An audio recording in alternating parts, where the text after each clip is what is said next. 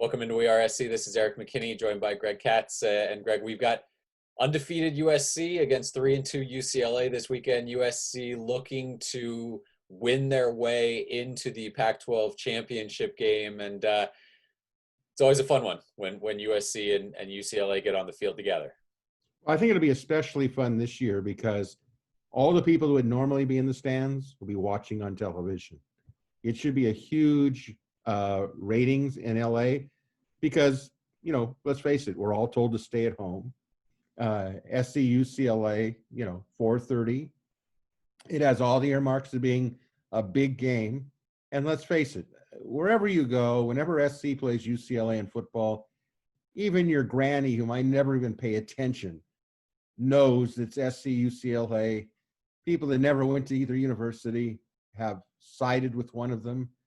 They could care less the next 350 days. But when SC plays UCLA, everybody in Southern California cares. And it does, in a sort of topsy-turvy season and year, it does feel like maybe there's a little normalcy getting ready for this game and being able to focus on a USC UCLA game. And we'll get some sort of housekeeping for USC out of the way first. The Washington State game, USC was dealt a rough hand along the offensive line. They had three players, and these are probably your top three players at left guard, all out, in starter Andrew Voorhees and then backups Justin Dedich and Liam Douglas. They went with true freshman Cortland Ford, and I think overall you're pleased with his performance in that situation. The rest of the starters on the offensive line did not practice. Clay Helton said on Thursday, everyone who was out due to quarantine, again, if the tests continue to come back negative, should be able to return for USC. And so that should be getting all of those offensive linemen back. On the injury front, it adds probably another offensive lineman in Liam Jimmons, who suffered an injury in the first half. Again, a true freshman, Jonah Monheim, went in for him. And then at linebacker, Raylan Goforth, who missed the Washington State game after being injured against Utah, he is likely to be back. So that's covering a lot of ground there. A lot of guys who did not play or played very limited against Washington State coming back for UCLA. Your take on kind of the biggest boost, I guess, that USC could get from all of that news? Well, that they're at full strength. It's not going to be a patchwork type of deal.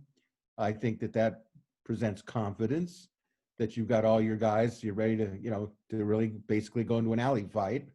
And they've got everything they need. This game, Erik, is one of emotion. It really is.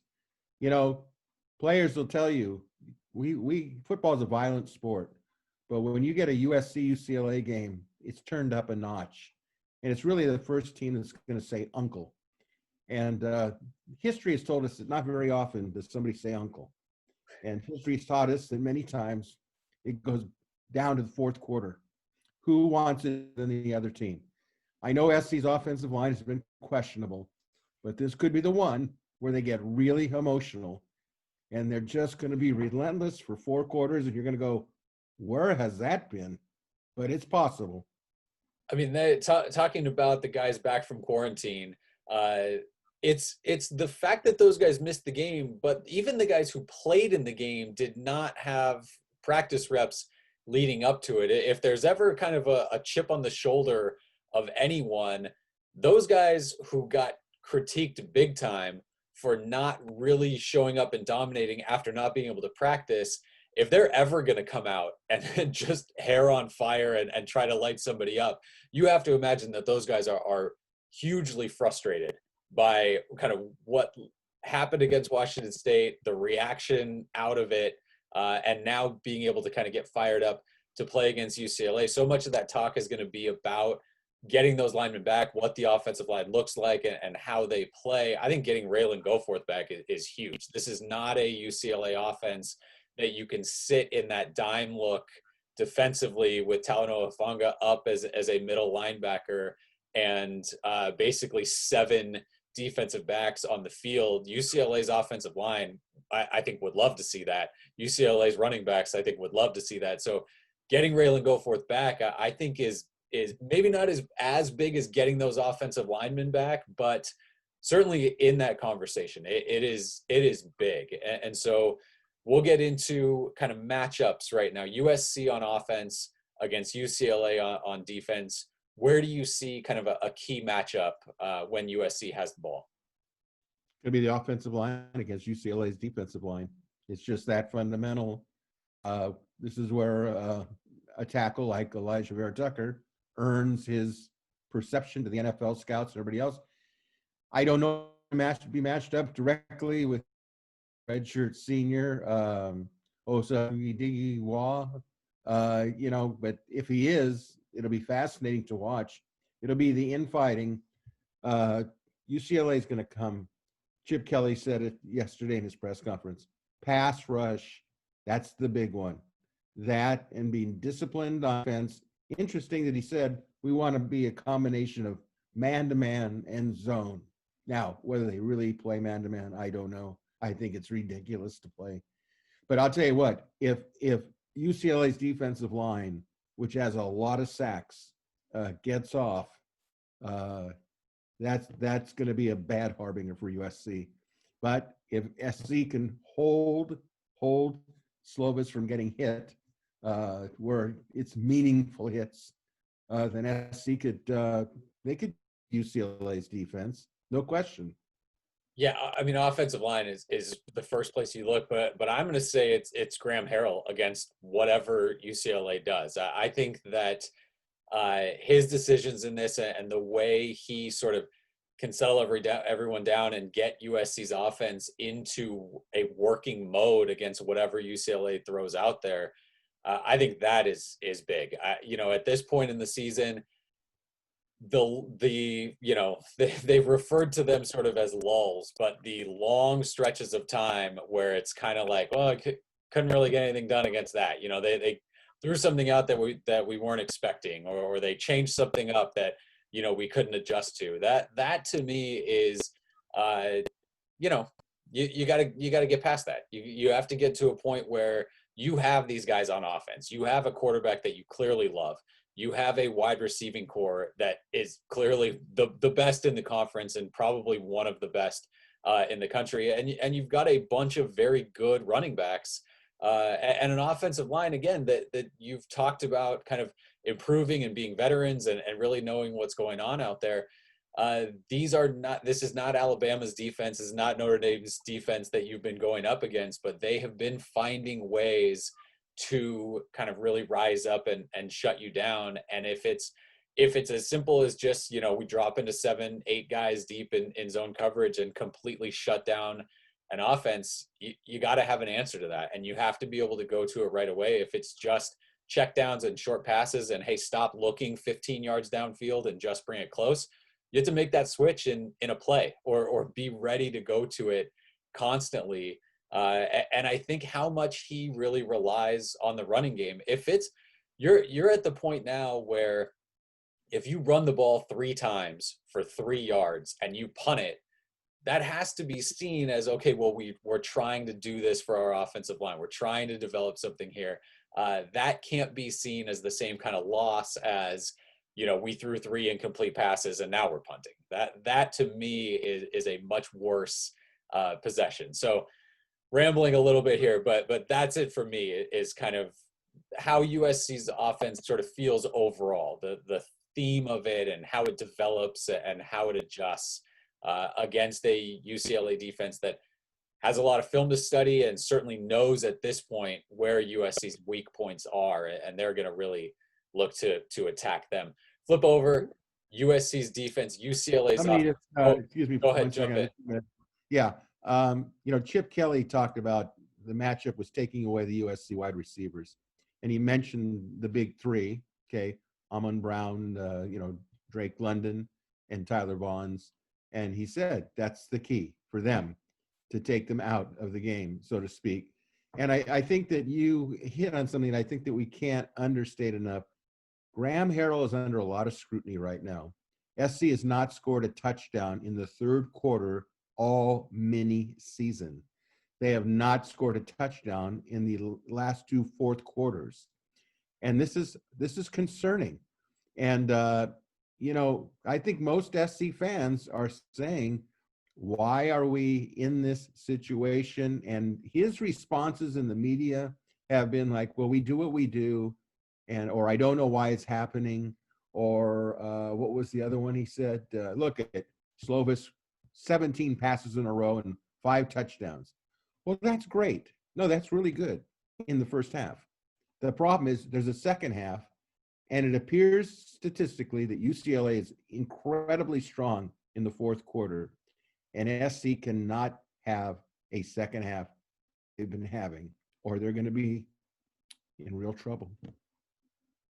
So let's go to the other side. UCLA's Chip Kelly offense, Dorian Thompson-Robinson at quarterback and Demetric Felton at running back against USC's defense that has played very well the last 2 times it's taken the field. Well, I think the SC defense is feast or famine.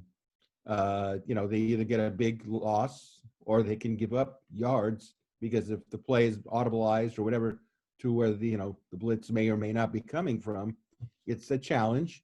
SC's defense plays with great aggression, great enthusiasm.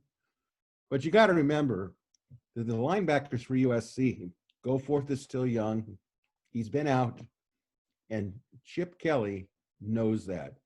And he's got an offensive line where the UCLA running backs are averaging 5.1 yards per carry.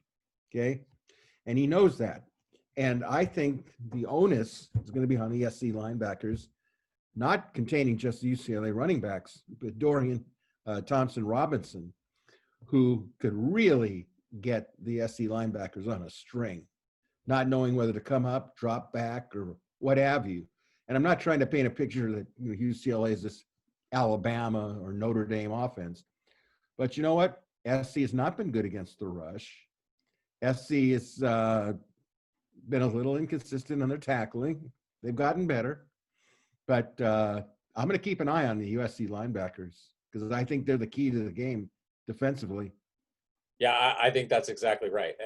This, isn't a team that you can come out and put 6-7 defensive backs on the field, because they will more than gladly, run it at you. And so you're going to have to get some good linebacker play. And it's not exactly, Utah, where they're going to, it feels like they're going to run it 80-85% of the time. But what I think, where I think the matchup is going to be how you figure out Demetric Felton. I think he is kind of that X factor where he could have a huge game if you forget about him in a bunch of different ways. Yeah, he's a tailback and he can just run it, but he can also come outside and with Burton Brown back there too, he can do something. You can flex him out wide, you can bring him in motion, you could have both of them back there, and he's a guy where if you really want to get somebody matched up against him, you've got to win that matchup, or you've got to corral him. The way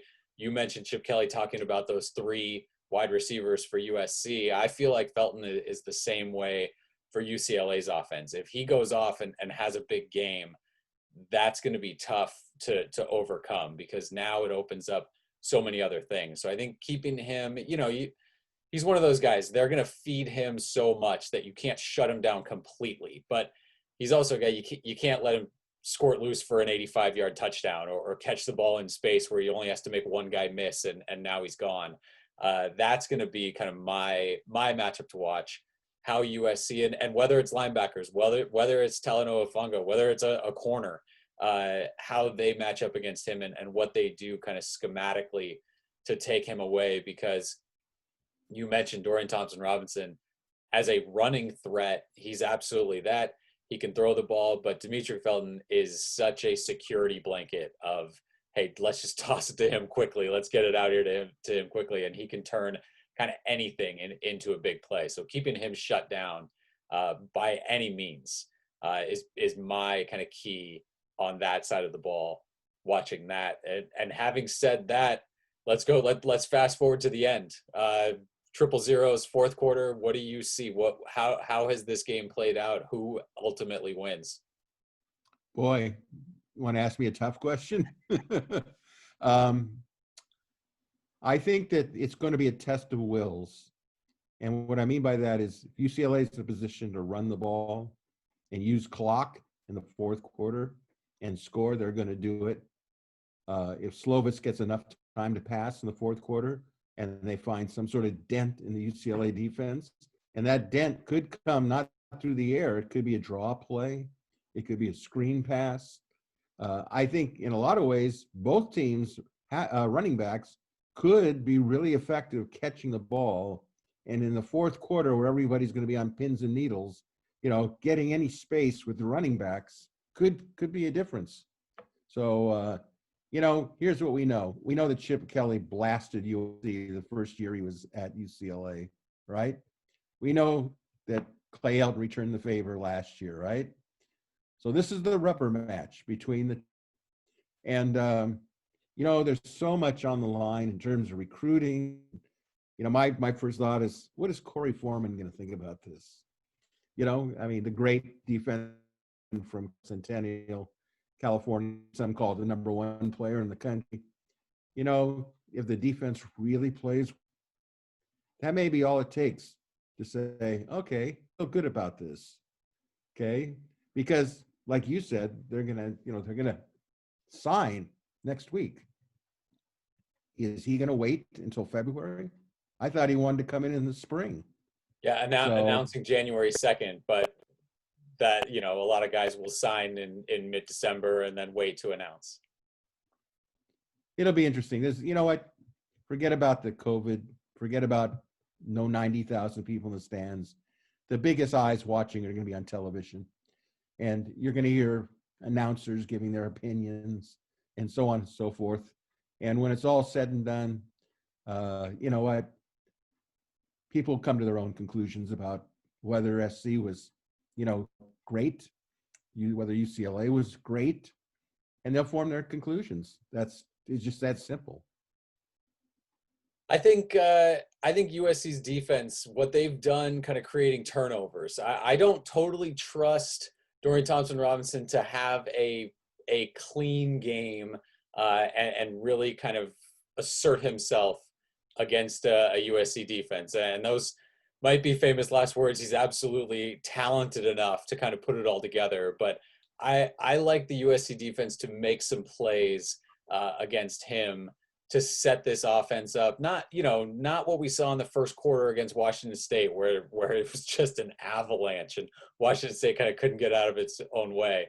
But I think USC, in terms of turnovers this year defensively, has been good enough. I see that carrying over, and I think that might end up being a tipping point for this. So I see USC winning. I think they, maybe it's not as comfortable as it felt at times last year, because I think this UCLA team is better than what they were last year. But I like the way USC has responded against the run and the way they match up against the team that wants to run the ball. The question is, can USC's offense find success against the UCLA defense that has something in store for it? There's some kind of look that they're going to bring that USC has got to figure out. So that, for me, the game hinges on that. But I really have gotten to a point where I feel comfortable putting faith in the USC defense kind of driving that train and getting the win. What would be a big win for USC to finish off, like you mentioned a few times, a big win to finish off an undefeated regular season? USC might go into the game already knowing if they are the Pac-12 South representative in the championship game. But boy, you do not want to go into that game having lost to UCLA and then having to go play. So still, no matter what, there's going to be a lot to play for as USC takes on UCLA Saturday, 4:30 kick at the Rose Bowl on ABC. And so we'll see how that plays out. But for our look, for Greg Katz, this is Erik McKinney. Thanks for watching WeAreSC.